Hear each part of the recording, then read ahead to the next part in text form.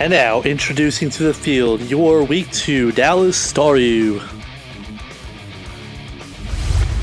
Leading us out, our junior bracer, Estelle Brights. Fresh off the Gangplank Galleon, it's King K. Rool. Please don't abort our baby life. He grew up in a submarine, Bubblehead. Don't let him cut you, Edward Scissorhands. And finally, unchain the captain, Kommo-o.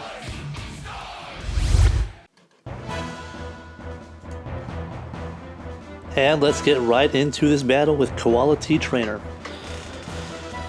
So here we are, there's Koala T Trainer. He is going to issue a challenge. As MV would say, it may or may not be his first mistake. But he's going to send out Impicheek, the Smeagol. And I kind of saw this coming, and that's why I led out with the Stale. Most people don't know what Lopunny does, but most people know what Mega Lopunny does, and Mega Lopunny likes to fake out. So I figured he wouldn't want to lose his sash right here, but I figured wrong. I will T-Wave this thing. I was hoping to T-Wave something coming in, but I'll T-Wave this thing while he spores me. Kind of sucks because I had big plans for Lopunny here. We had that Healing Wish just in case we wanted to restore one of our offensive threats. We had that Switcheroo Assault Vest for good old Toxapex. So we weren't able to use that, unfortunately. But since he put me asleep, we will switch out into Arachnid because that will threaten most of the things on his team. He Swords Dances, which tells me that this thing wants to baton pass into something, most likely that Mega Aerodactyl. Of course, Mega Aerodactyl's not going to want to take Liquidation, so he hard switches out into Toxapex as I set up the Sticky Web. Now, Sticky Web was for the Volcarona, and I thought it was going to be for the Superior, but you can tell I haven't played in a while because Superior gets Contrary, and that was kind of a bad move. We'll see how that plays out later on. But we do have Reflect on Arachnid here, just to make our team stronger against defensive moves, as he will knock off our Splash Plate. A little bit annoying, but not the end of the world. So at this point, I don't really want to be toxic, so I will hard switch out into Mew, which I don't really want this to be toxic either. I was actually hoping he'd go for the double knockoff so we would activate Mew's weakness policy. Would have been a thing of beauty, but unfortunately he does not. So Mew gets toxic, and I'm going to take this time to try to set up, hoping I can get a weakness policy boost. So we're going to set up the Amnesia first, because if he switches, it is going to be out into the Hydreigon, as that is exactly what he does. And here comes the OP mascot of the Athens Hydreigon, Hydreigon himself, as we set up the Amnesia to go into +2. Now I'm hoping that he's going to Dark Pulse to activate my weakness policy and give me that big attack and special attack boost. So the idea here is I'm going to knock off right here. If he's Choice Scarfed, he would have been faster than me. Then as long as he didn't flinch, I'd knock off the Scarf, and then I can switch out and be faster than him. But unfortunately, he goes Draco Meteor, so that does tell me he's not Choice Scarf, which is good to know. And now he's not anything because I knocked off his item, his berry. But he is going to drop the Draco, and now he can't. I can top pass this Amnesia out. He can't really do anything, so he is going to hard switch out as I baton pass. He goes out into P-Terror, and the best thing to really baton pass into in this case is going to be my Crocodile, which does have the Intimidate, and that's going to make this far less threatening. I'm not sure he's got much that can hit me. Aquatail, but at -1, not a big deal. And also my reflect wore off, so actually he would have been able to hit me there. But he's not going to want to stay in and take a Stone Edge. And I figure if he stays in, I knock him out with the Z move. If he switches out, I can hit anything that wants to come in with a massive amount of damage. Unfortunately, the thing that he did go out into is the Smeargle, so I'm going to take him down to Sash, and it's kind of a waste of a Z move, but we get to watch the Continental Crush animation. Isn't that so exciting? I can't wait for these Z moves to be a thing of the past. I do not like them. I do not like them, Sam I am. I do not like them with green eggs and ham. I will not crush you in a van. And there he goes, down to the Focus Sash. Now, I've seen 3 of his moves now. Pretty sure he can't hit me, so I'm going to take this opportunity to Stealth Rock, because that will bring that Volcarona down 50%, as he does not get paralyzed, and he will Baton Pass out into Superior. And this is kind of where we had a little bit of an oh shit moment, because it's been 2 years since I played. I kind of forgot that Contrary would have made the Sticky Web to where now this thing's got a +1 speed boost. Whoops. Good thing is, when we Baton Pass Mew the Amnesia into Krookodile, Krookodile's at +2 special defense, so I can actually live a Leaf Storm. And a knockoff is going to do enough damage to bring it into range of my Scissors Bullet Punch. So that is what I have to do here to stay in the game. As he goes for the Leaf Storm. It would have been better actually if he had missed, but what can you do? So we do hit the knockoff. And at this point, I do want to keep Krookodile around, so we will switch out into the Lopunny just to kind of sack it off. It's asleep anyways, and I'm definitely not hoping that it's going to wake up. I'll bring Lopunny a different week, I do promise that. But he's going to Leaf Storm. +2 is going to just blow me away. Now he's at +4, but Scissors Bullet Punch will lock out, and I'm kind of hoping he stays in. Now, I'm an Okaberry Scissor, so not banded or anything, but it is definitely enough that's well within range, as long as he's not super bulky, which it does not appear he is. So RN Jesus does get knocked out, and Scissor picks up the kill. Now, I figured he'd go into Volcarona because that makes the most sense, but he goes into Hydreigon, and kind of confused because don't reveal being choice locked, and I can knock this thing out with a U-turn, which I don't have, but he didn't know that.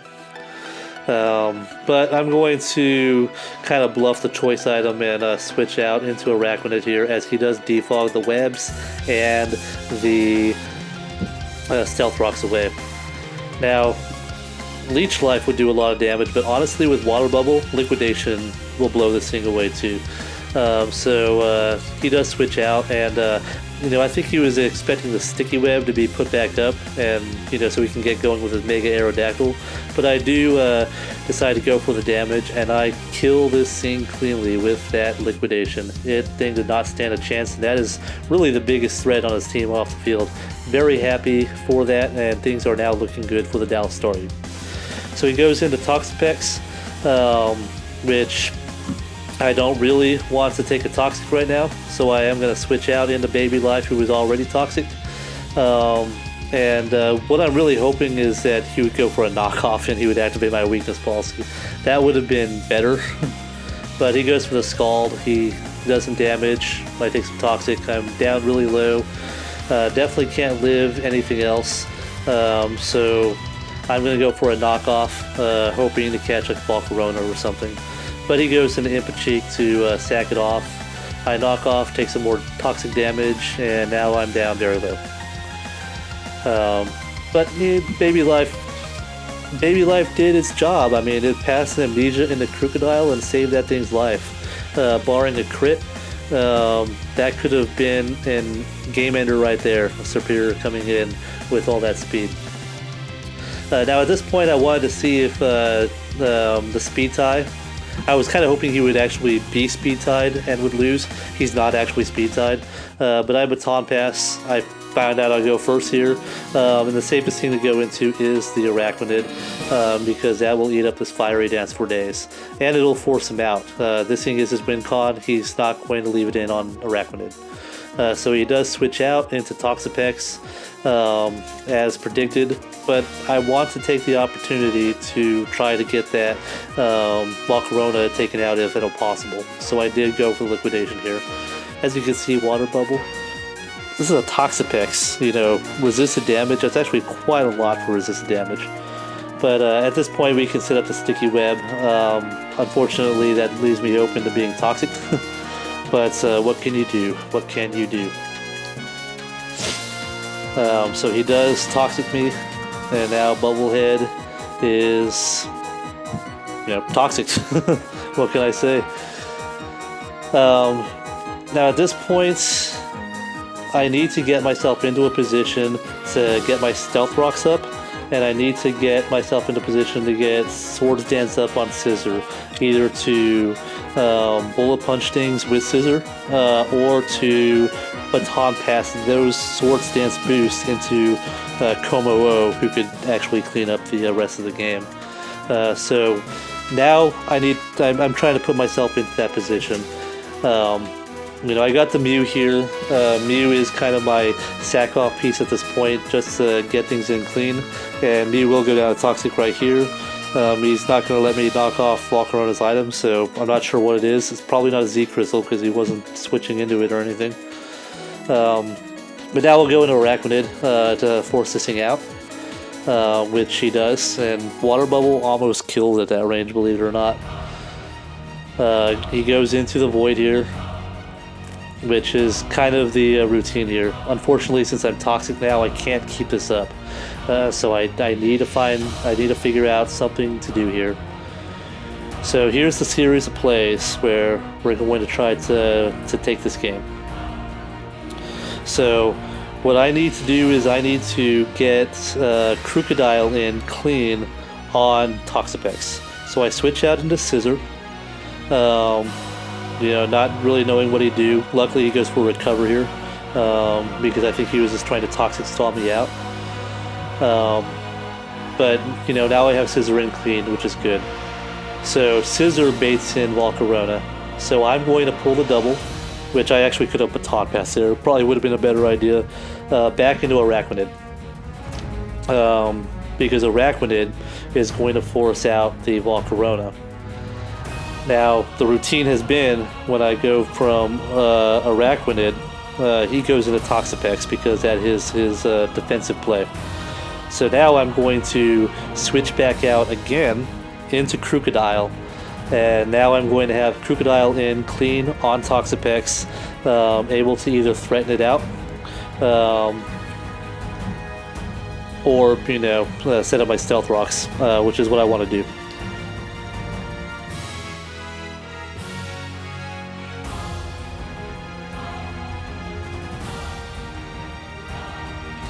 So now we are in with the Crocodile. You know, Intimidate doesn't really do much for Toxapex, but whatever. And now we're going to set up the Stealth Rocks so that we can bring that Volcarona down to 50%. Now, if I get Swords Dance up on Scissor, and that Volcarona is a maximum offense, like no bulk, Scissor Bullet Punch will actually knock it out, which is what I want. Now, if he's got the 252 investment in bulk, it does about 42%. You know, roughly anywhere between 42 and 48%, roughly at +2. So that's the point where we want to be. Now, since he didn't kill with a Scald and he didn't get the burn, thankfully, I will go an Earthquake to get damage off. And good thing is I'm going to take that Shuka Berry off, and K-Rool has done its part and is going to go down right here.